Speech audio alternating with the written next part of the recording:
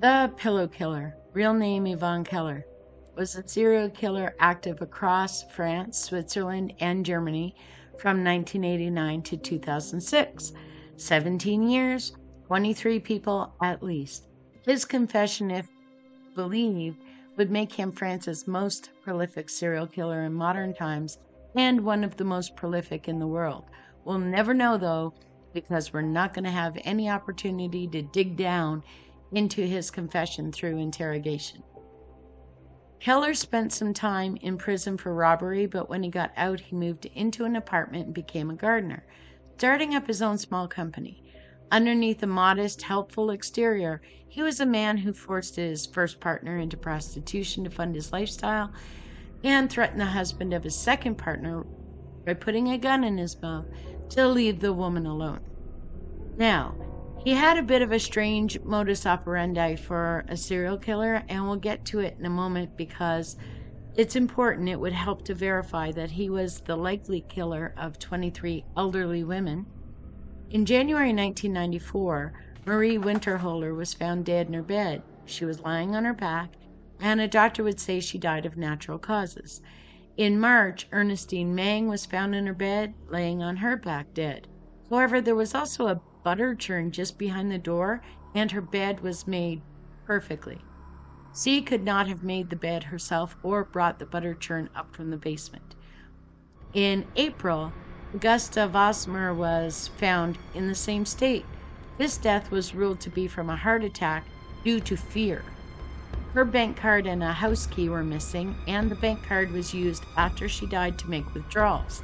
The police suspected her family of killing her, at least at first.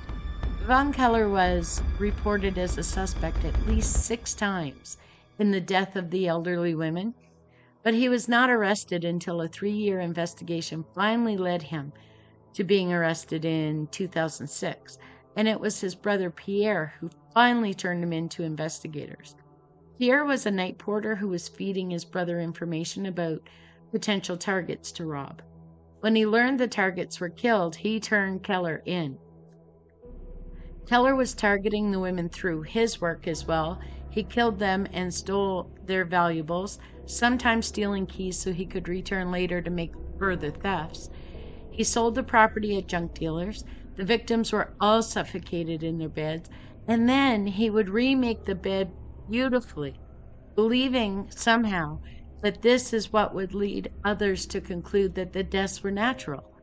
He would confess to the murders of 150 people, including the deaths of Winterholer, Mang, and Vosmer, throughout France, Switzerland, and Germany. 23 were reliably linked to him through either details in the confession or DNA, and another 17 are suspected to have been done by him. He was only indicted for 5 murders in France. His brother and his former partner, Marina Passant, and another man, François de Nicolo, were all charged as accomplices. Their charges would eventually be dismissed for lack of evidence. Facing a court appearance, though, on the indictment in September 2006, Keller used his shoelaces to hang himself from a light fixture in a courthouse holding cell.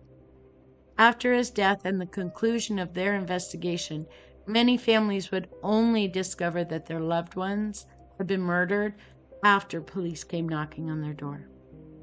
Thank you for listening. If you're enjoying these videos and you want to see more, please click the subscribe button and hit those notifications so that you don't miss any uploads. We appreciate you. Thanks.